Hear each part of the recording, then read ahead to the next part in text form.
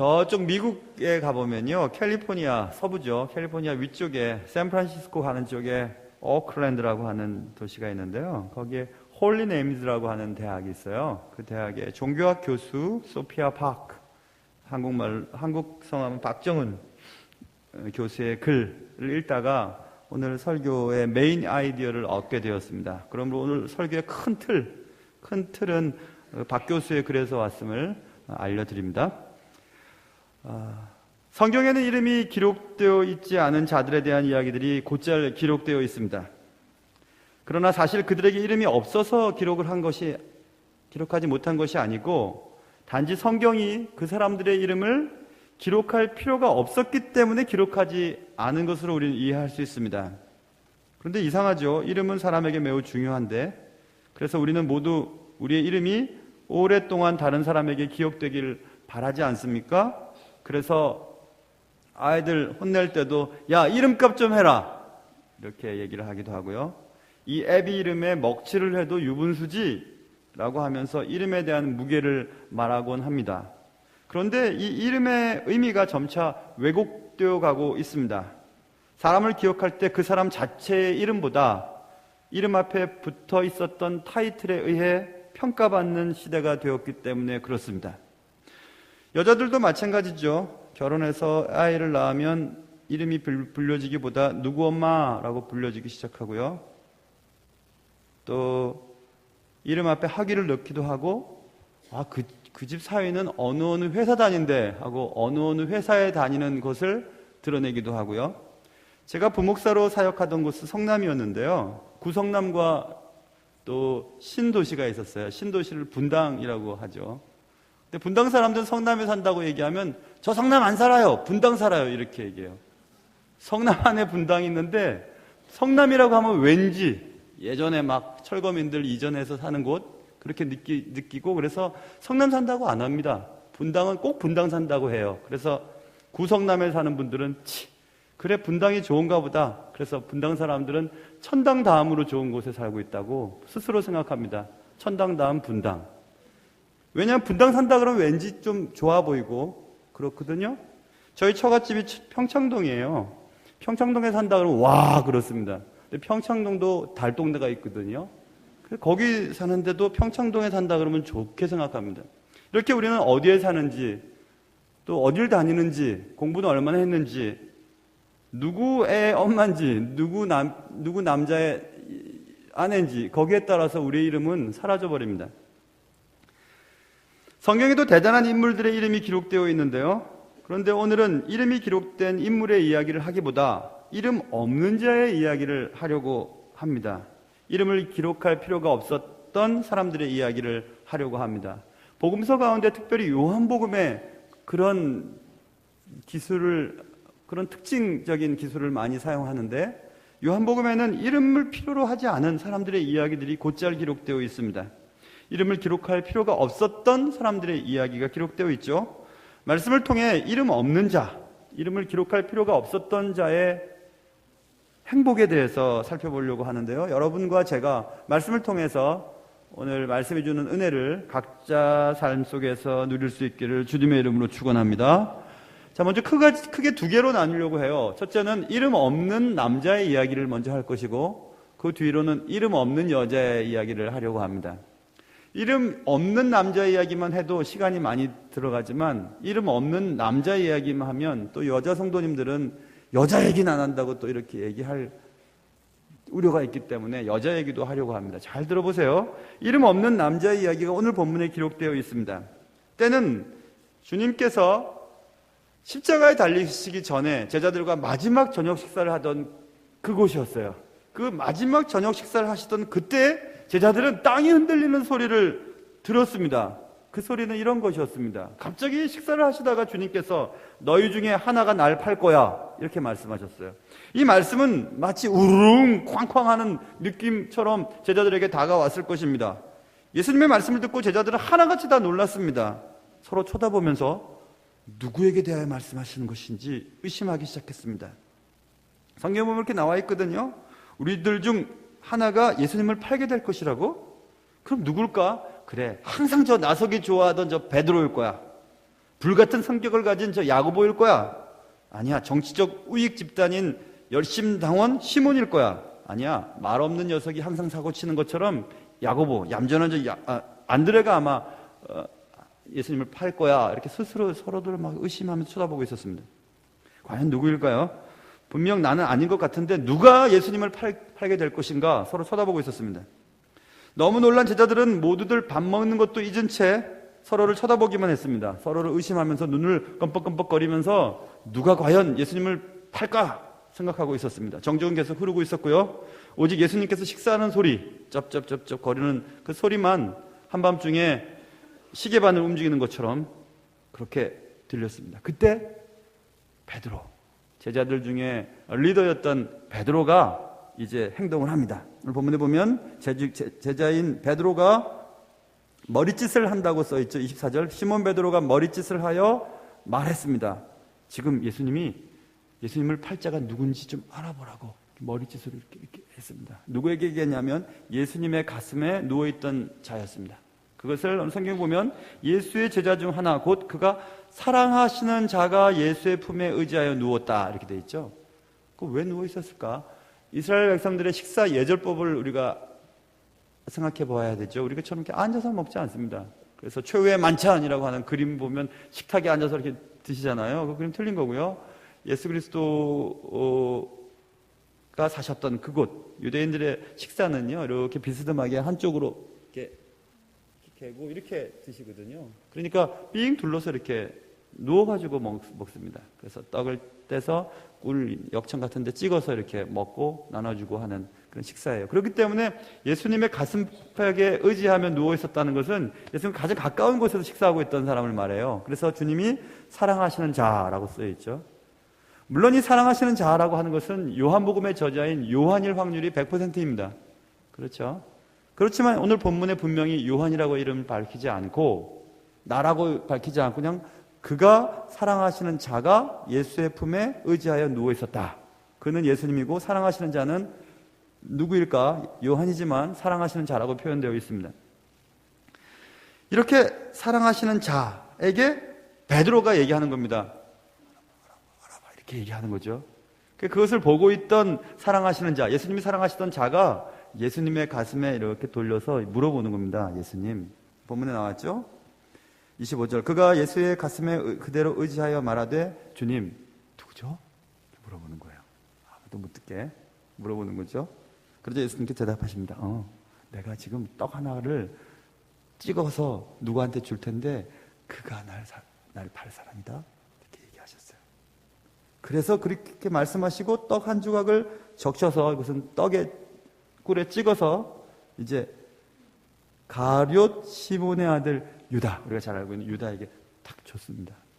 그러니까 지금 예수 그리스도의 가슴에 의지하여 누워서 밥 먹고 있던 예수님이 사랑하는 자는 알았어요. 누가 예수님을 팔 건지 그는 알았습니다. 베드로가 아니었어요. 예수님이 사랑하시는 자, 이름이 기록되어 있지 않은 자, 성경에서 굳이 이름을 기록하지 않은 자, 그 자가 최후의 만찬에서 유일하게 예수님을 팔 자를 미리 알았던 사람이었습니다. 그런데 이 사랑하시는 자, 사랑하시는 제자, 이름을 기록하지 않은 이분의 이야기는 계속됩니다. 십자가상에서 제자들은 다 도망갔고 베드로도 막 멀찍이 쫓아가다가 도망가고 예수님을 막 부인하고 막 그랬죠. 그런데 십자가 곁에서 예수님의 돌아가심을 끝까지 지켜보고 있던 한 제자가 있었는데 그 제자는 또 그의 사랑하시는 제자 이렇게 기록되어 있어요. 그것이 19장에 기록되어 있는데요. 예수님께서 십자가에서 달려서 돌아가실 때 십자가 곁에 있었던 예수님이 사랑하던 그 제자, 사랑하시던 그 제자를 향해 그의 육신의 어머니 마리아를 부탁합니다. 그리고 19장 27절에서 이름 없는 그 남자, 예수님이 사랑하시던 그 제자가 그때부터 마리아를 자기 집에 모셨다는 기록이 남아있거든요. 그러니까 예수님이 사랑하시던 그 자, 이름이 기록되어 있는 그 자, 이름을 기록할 필요가 없었던 그 사람은 예수님의 육신의 어머니 마리아를 어머님처럼 끝까지 모셔요. 베드로도 아니었고요, 야고보도 아니었고 다른 사람이 아니었어요. 그가 사랑하던 자라고 쓰여 있습니다. 그뿐이 아닙니다. 예수님께서 돌아가시고 무덤에 묻히고 막달라 마리아가 안식 후 첫날 예수님께 나아갔는데 무덤이 비어 있었어요. 막달라 마리아는 놀라서 뛰죠. 제자들에게 뜁니다. 그때 그 제자 두 사람이 있었는데 베드로와 그의 사랑하시는 제자 이렇게 또 써 있어요. 20장 1절부터 4절에 보면 그렇게 써 있습니다. 그러자 그 두 제자가 진짜인지 알고 달리기 시작합니다. 예수님의 무덤을 향해 달리기 시작하는데 베드로보다 먼저 달려갔어요. 그 제자가. 어떤 사람이냐면 예수님이 사랑하시던 그 제자가 먼저 달려가서 예수님의 빈 무덤을 제일 처음 발견한 사람은 베드로가 아니었고요. 그가 사랑하시는 자였어요. 이름이 기록되어 있지 않은 그 자였습니다. 이름을 기록할 필요가 없었던 그 사람이 예수님의 빈 무덤을 제일 처음 발견하게 됩니다. 또 21장 7절에 넘어가 보면 예수님의 돌아가심과 승천하심 이후에 제자들은 소망을 잃고 각각 자신의 삶의 현장으로 돌아가 버립니다. 많은 사람들이 어부였죠. 어부로 돌아간 베드로를 비롯한 어부들은 고기를 잡다가 예수님이 그들에게 찾아오시는 장면이 21장 7절 나와 있는데요. 그때 예수님인지 제일 먼저 알아본 사람은 그가 사랑하시던 제자였어요. 그 사랑하시던 제자가 얘기합니다. 주님이다! 라고 얘기하자 베드로는 그 겉옷을 두르고 바다로 뛰어드는 장면이, 갈릴리 바다로 뛰어드는 장면이 21장에 기록되어 있습니다. 자, 보세요. 이름 없는 남자였고 이름이 다 알려진 베드로와 그 이름 없는 남자가 계속해서 대조되면서 설명되고 있죠. 그러나 결국 예수님을 팔자와 그리고 빈 무덤을 발견한 곳과 그리고 부활하신 예수님을 갈릴리 바닷가에서 알아본 사람은 베드로도 아니고 야고보도 아니고 안드레도 아니고 사랑하는 제자였습니다. 사랑하는 자였어요. 이름이 기록되어 있지 않은 그 사람이 그 중요한 일들을 감당하게 됩니다. 어떠세요? 이름 없는 남자의 이야기는 그렇게 끝나버립니다. 또 요한복음 4장에 보면 이름 없는 여자에 대한 얘기가 또 하나 나오는데 그것은 사마리아에 살던 어떤 여자에 대한 이야기입니다. 그 얘기는 이렇게 시작되죠. 남쪽에서 사역하던 예수님과 제자들이 북쪽 갈릴리 지방으로 가길 원하실 때 보통은 요단강을 건너 북쪽으로 올라가서 다시 북갈릴리로 들어갑니다. 왜냐하면 북갈릴리와 남유다 사이에 있는 사마리아 지방은 혼혈인들 그리고 그 혼혈인 특별히 포로로 잡혀갔던 그곳에서 그냥 정통성을 잃어버린 유대인의 정통성을 잃어버린 자들의 후손들이 모여있는 곳이기 때문에 유대인들이 상종을 하지 않았거든요. 그런데 예수님은 굳이 사마리아를 통하여 가기를 원하셨습니다. 그리고 어느 수가성이라고 하는 우물가에 앉게 됐죠. 제자들은 먹을 것을 사러 마리아로 갔고요. 마을로 갔고 예수님은 그 사마리아에 물 들어오는 여자와 대화를 나누기 시작하죠. 예수님이 얘기합니다. 이 물을 마시는 자마다 다시 목마르려니와 내가 주는 물을 마시는 자는 영원히 목마르지 않을 거야. 내가 주는 물은 그 속에서 영생하도록 솟아나는 샘물이 되거든? 고 얘기했습니다. 여자가 대답합니다. 주님, 그런 물이 있다면 내게 주세요. 그래서 내가 다시는 물을 들어오지 않도록 해주세요. 메시아 곧 그리스도라 하는 이가 오실 줄을 내가 믿습니다. 이런 놀라운 얘기를 합니다. 예수님과 대화하는 가운데 그가 오시면 모든 것을 우리에게 알려주실 것입니다. 이렇게 대답합니다. 예수님 깜짝 놀라셨을 거예요, 아마. 예수님이 대답하십니다. 내게 지금 말하고 있는 그가 바로 나야. 이렇게 얘기합니다. 놀라운 일이죠. 그 말을 듣고 이제 이름이 기록되어 있지 않은 이 한 여인, 사마리아 여인은 동네로 뛰기 시작합니다. 동네로 뛰어가면서 외치기 시작하죠. 와서 봐라! 여기 그리스도가 있다! 라고 얘기하고 4장 39절에 보면 증언함으로 그 동네 중에 많은 사마리아인이 예수를 믿게 되었다. 이렇게 써 있습니다. 요한복음 4장에 기록되어 있던 이 이름 없는 여자, 사마리아 이 여자의 기록이 놀라운 것은 요한복음을 좀 읽다 보면 굉장히 놀라운 일들이 있는데 그것이 뭐냐면 이 이름 없는 여자의 놀라운 고백과 또 전도의 결과라고 하는 요한복음 4장 바로 앞에 또 한 이름 있는 남자의 얘기가 기록되어 있거든요. 그래서 우리가 잘 아는 부자였고요. 바리새인이었고요. 고관이었고 아주 대단한 사람이었습니다. 그 사람의 이름이 기록되어 있죠. 그분은 니고데모라고 하는 분이 요한복음 3장에 기록되어 있습니다. 니고데모는 사람들의 눈을 피해 밤에 예수님을 만나러 왔고요. 예수님께 이것저것 여쭤보았습니다. 예수님은 성령에 대해서도 얘기했고 거듭남에 대해서도 얘기했고 하나님의 나라에 대해서도 계속해서 말씀하셨습니다. 그러나 니고데모는 말합니다. 3장 9절에서 어찌 그런 일이 있을 수 있습니까? 하나도 못 믿습니다. 예수님이 대답하지요. 너는 이스라엘의 선생으로서 이러한 것들을 알지 못하느냐? 라는 말을 하고 니고데모는 그냥 거기서 사라져버리고 바로 그 다음 장에 이제 사마리아의 이름 없는 여인의 얘기가 나오는 거예요. 그러니까 요한복음을 읽는 독자들은 이름이 있고 또 뭐 명성이 있고 사람들이 다 알만한 니고데모도 믿음을 갖지 못했는데 이름 없는 천박한 여인, 5번 결혼에 실패하고 6번째 남자와 지금 결혼도 하지 않은 채 살고 있는 이 비도덕적인 이 여인은 예수님을 고백하고 있고 전도자의 사명을 살고 사마리아 지방의 사람들을 전도하고 놀라운 부흥의 역사를 일으키는 놀라운 일을 하게 되었다. 이것을 지금 요한복음 읽어 내려가면 눈에 확 들어오게 되거든요. 이름 없는 남자, 사랑하는 자, 그가 사랑하는 자, 예수님께 사랑받은 자, 그는 베드로도 알지 못했던 예수님을 팔자도 알았고요. 빈무덤도 먼저 발견했고요. 부활하신 예수님도 먼저 알아보았습니다. 그러면서 계속 베드로의 얘기가 나오죠. 베드로는 그렇게 하지 못했는데 이 이름 없는 이 남자는 했다는 겁니다. 계속해서. 베드로가 그렇게 될 줄 알았는데 베드로는 안 했고 십자가 곁에도 없었고 빈무덤을 먼저 발견하지도 못했고 주님이 오셨지만 베드로는 알아보지 못했지만 사랑하는 자는 알아보았다. 계속해서 베드로와 대조시켰고 이름 없는 여자, 이 사마리아 여자도 요한복음 3장에는 니고데모 같은 공부도 많이 하고요. 뛰어나고요. 하나님의 말씀도 잘 알고요. 대단한 사람이었지만 공부도 하지 않았고 비도덕적이고 또 태생도 유대인 정통 유대인이 아니었고 사마리아 여인이었는데도 불구하고 예수님을 잘 알았다. 이렇게 지금 이름 없는 자에 대한 얘기를 지금 하고 있는 것입니다. 뿐만 아니죠. 우리가 다 살펴볼 수 없지만 나사로라 얘기하지 않고 주께서 사랑하시는 자라고 얘기를 해요. 나사로의 죽음을 요한복음에서 이렇게 얘기합니다.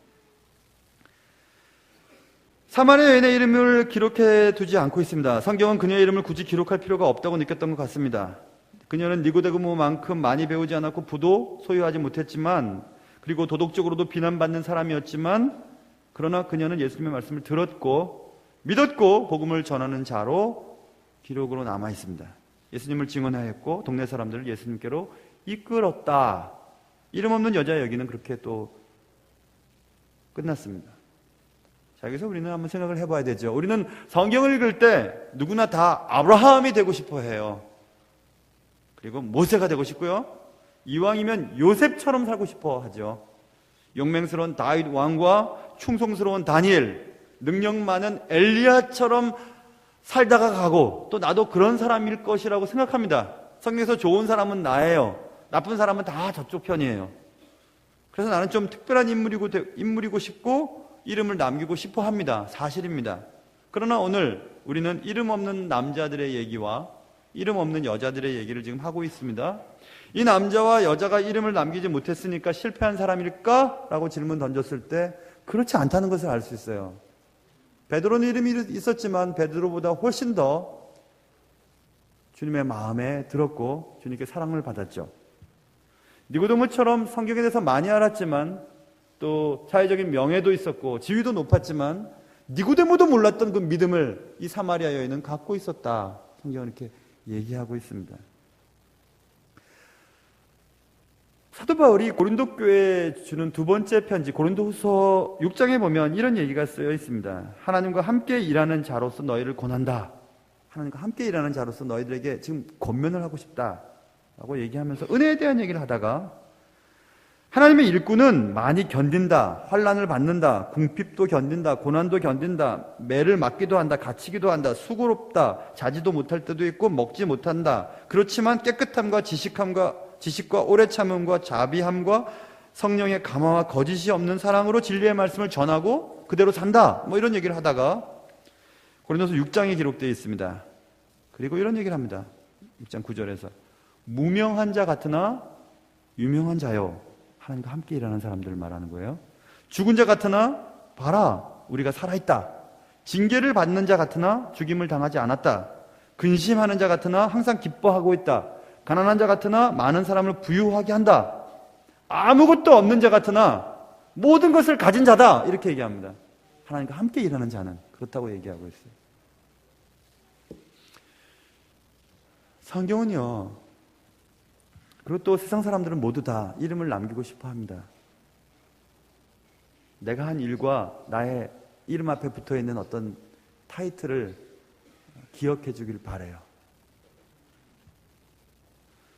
모든 사람들이 그렇습니다. 모든 사람들이 이름을 남기고 싶어 하죠. 내 삶이 끝나는 날, 내 이름이 후대의 사람들이 기록할 만큼 그렇게 이름이 좀 기억되었으면 하고 바랍니다. 그래서 학식도 쌓고요, 높은 지위에 오르기도 하고, 대단한 일도 하고, 직분을 갖기도 하고, 그렇게 애를 씁니다. 여러분과 제가 삶이 끝나는 날, 여러분은 그리고 저는 어떤 이름을 남길 수 있을까요? 그리고 어떻게 이름이 기억되기를 바라십니까? 그러나 한번 잠시 이렇게 생각해 볼 수는 없을까요?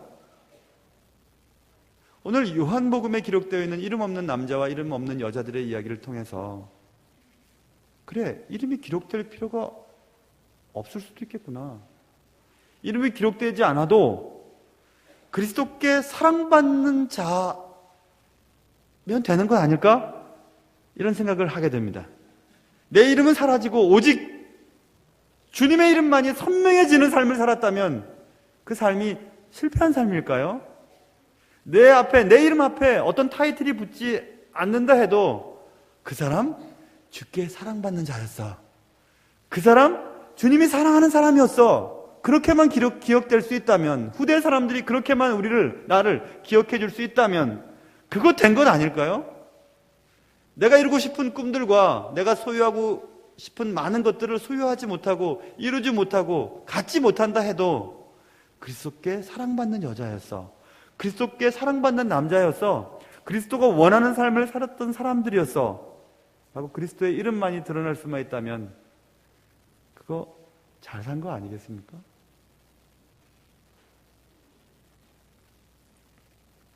저 사람 잘 사는 사람이라는 말을 듣고 싶어 해요, 우리는. 잘 사는 사람은 부자라고 생각하지만 그렇지 않아요.